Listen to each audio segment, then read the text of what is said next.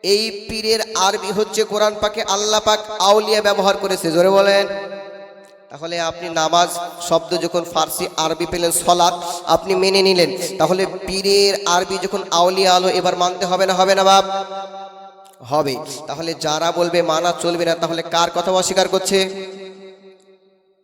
আল্লাহর কথা অস্বীকার করছে না।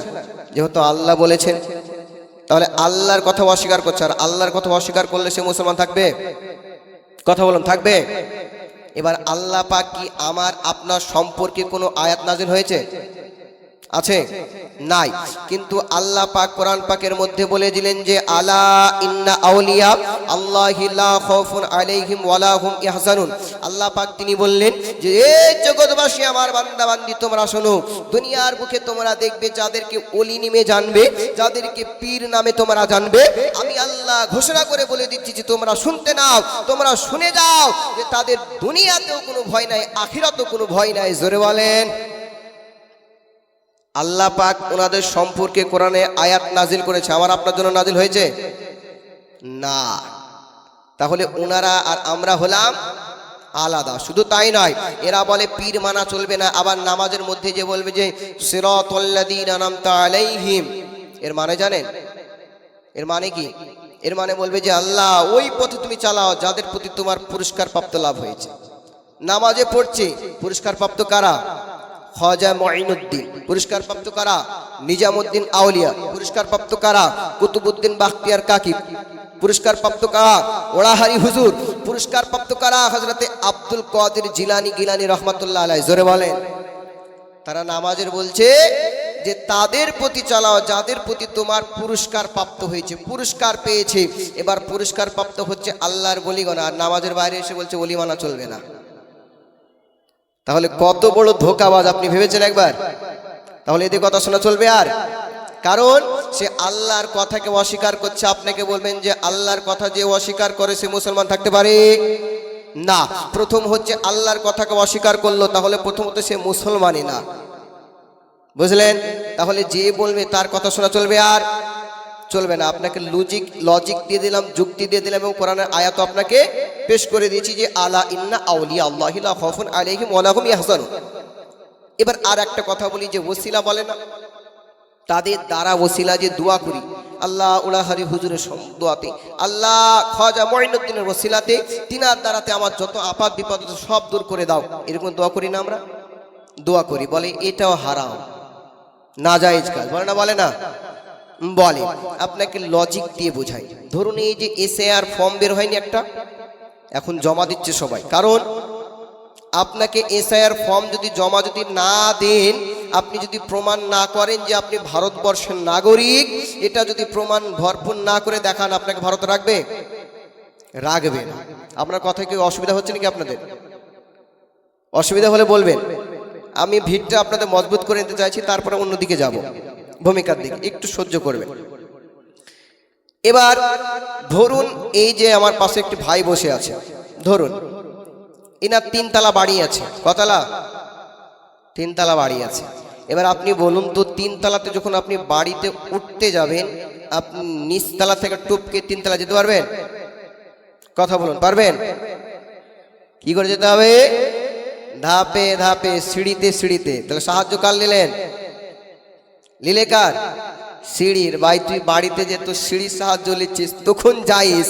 আর কেউ একজন পুরস্কার প্রাপ্ত আল্লাহর বলি তিনার দোষিলালে দোয়া করছে, না যাইস? বোঝা বুঝতে পেরেছেন? আবার ঢুকেছে মাথায় আপনাদের? তাহলে এরা হচ্ছে ইমানদার নয়, বরঞ্চ ইমান চোর। কি বললাম? ইমান চোর। এনাদের থেকে আমাদের দূরে থাকতে হবে। যখন দেখবেন আউলিয়া কেরাম পীর সম্পর্কে নিয়ে আজে বাজে কথা বলবে, তখন বুঝে যাবেন যে এরা ইমানদার নয়, বরঞ্চ ইমান চোর। আর এনাদের থেকে সঙ্গে সঙ্গে কথা না বলে সরে যাবেন তার কাছ থেকে। বুঝতে পেরেছেন? আল্লাহ আমাদের সকলকে, যিনারা আউলিয়া কেরামের হাতে, পীরের হাতে হাত রেখে বায়াত গ্রহণ করেছেন, আল্লাহ তিনাদেরকেও কবুল করুক। এবং যিনারা এখন পর্যন্ত পীরের হাতে, হক্কানি কোনো অলির হাতে হাত রেখে বায়াত হননি, আল্লাহ তিনাদেরকেও বায়াত করার তৌফিক দান করুক। সকলে বলুন আল্লাহুম্মা আমিন। এবার প্রশ্ন আছে যে পীরের হাতে হাত রেখে যদি বায়াত গ্রহণ করি তো সেই পীর কি তার মুরিদকে আপাত বিপদে রক্ষা করতে পারবে? বলে না বলে না বলে। কিন্তু আপনাকে আমি বলতে চাই, কোনো আপনি হক্কানি যখন একজন আল্লাহর বলির হাতে হাত রেখে বায়াত গ্রহণ করবেন, আপনি যতই আপাত বিপদে থাকুন না কেন, আপনাকে সেই আল্লাহর বলি আপনাকে বিপদ থেকে রক্ষা করে দেবে। জোরে বলেন কেমন করে? হযরতে আপনার খাজা মুঈনুদ্দিন চিশতি সঞ্জারি রহমাতুল্লাহ আলাইহি নাম শুনেছেন না শুনেননি? জিনার মাজার শরীফ কোথায়? আজমির শরীফে। আমরা সবাই জানি মানি। এই হযরতে খাজা মুঈনুদ্দিন চিশতির একজন মুরিদ জিনার নাম হচ্ছে কুতুবউদ্দিন বাখতিয়ার কাকি। জোরে বলেন। কুতুবউদ্দিন বাখতিয়ার কাকি হলেন বাদশাহ শামসুদ্দিন ইলতেমাস বলে একজন বাদশাহ ছিল, আমাদের এই ভারতবর্ষেরই একজন বাদশাহ ছিলেন। এবার এই কুতুবউদ্দিন বাখতিয়ার কাকি বাদশাহ শামসুদ্দিন ইলতেমাসের জামানাতে বড় বিখ্যাত একজন আল্লাহর বলি, তিনার প্রশংসা সুনাম সব ছড়াতে আরম্ভ করেছে। এবার দেখবেন গ্রামে যখন আপনার কোনো ছেলে আপনার ছোট্ট থেকে বড় হয়, যার কখনো আপনার দেখবেন প্রশংসায় প্রশংসা, দুর্নাম, কোনো খারাপ কাজ করে না, মানুষ তাকে ভালো নজরে দেখে না খারাপ নজরে? কথা বলবেন। ভালো নজরে, কারণ ছেলেটা ছোট্ট থেকে বড় হচ্ছে, কখনো খারাপ কাজ করে না, ছেলেটা ভালো। এবার দেখবেন এর মধ্যে অনেক মানুষ বলে ভালো, আবার কিছু হলো লোক বলে যে এ সম্মান হচ্ছে, ছোট করব কি করে? বলে না বলে না বলে। আমরা মানুষ হচ্ছে এরকম যে কেউ ওপরে উঠছে তো তাকে না তুলে নামানোর চেষ্টা করি। এগুলো হচ্ছে শয়তানের কাজ। কার কাজ? আল্লাহ আমাদের এর থেকে দূরে রাখুক, সকল আল্লাহুম্মা আমিন। এবার কুতুবউদ্দিন বাখতিয়ার কাকির আপনার প্রশংসা ছড়াতে আরম্ভ করেছে।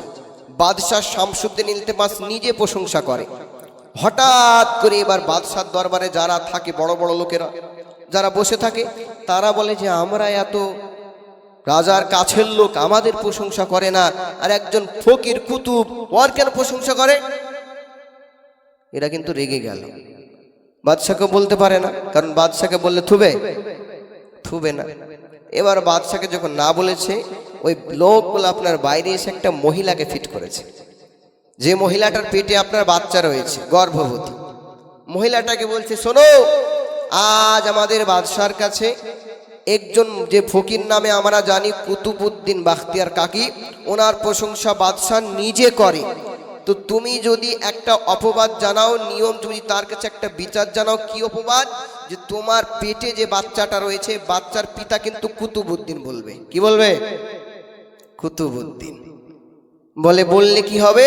বলে যদি তুমি এই অপবাদ দুর্নাম দিতে পারো, তোমাকে এত টাকা পয়সা দেবো, এত ধন দৌলত দেবো, সারা জীবন কিন্তু তুমি খেয়ে ফুরাতে পারবে না। এবার দেখবেন মেয়েদের কিন্তু বেশিরভাগ লোভ হয়, টাকার লোভ। ছেলে বলেন মেয়ে বলেন, লোভ হয়। কারণ আপনাকে যদি পেট ভরে খাবার খাওয়ালাম, খাওয়ানোর পরে যদি আপনাকে রাজভোগ এনে দিই, খেতে পারবেন? খাবো না করবেন। কিন্তু আপনাকে 2 লাখ দিলাম, তারপর বলি 5 লাখ লাও, নেবেন না? নেবেন না? নেবেন। টাকার নেশা যতই দিন পেট ভরবে না। মেয়েটা বলছে তাহলে তো ভালোই হয়, আমার সারা জীবন কেটে যাবে। বলে ঠিক আছে, তাই হলো। কি করতে হবে? বাদশাহ দরবারে গিয়ে বিচার জানাতে হবে। কার নামে? কুতুবউদ্দিনের নামে। যে তোমার পেটের বাচ্চাটা কার নাম বললো? কুতুবউদ্দিনের। আমার কথা বুঝতে পারছেন আপনারা?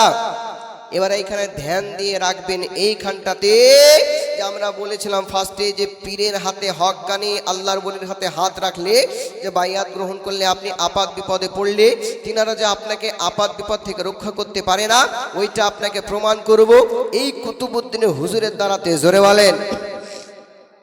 চলুন আপনাকে এবার একটু ঘটনার দিকে নিয়ে যাই। বাবা দোলাতে দোলাতে দোলনাতে দোলাতে গাই মোর মুস্তাফা ঘুমাই কে জবি চলে আয় চলে যাই সোনার মদিনায়, চল যাই সোনার মদিনায়। দোলাতে দোলাতে দোলনাতে দোলাতে গাই মোর মুস্তাফা ঘুমাই। জোরে বল। कि नबी जी दूध मांग नम तर हलीमा नबी जी दूध मांग नम तर हलीमा ए थके नबीर पागराई थके नबीर पागराई ते दुल्ला दे दुल्लो नते दोला दे गाई मोर मुस्ताफा घुमाई के जब चले आई चल চলে যাই সোনার মদিনায়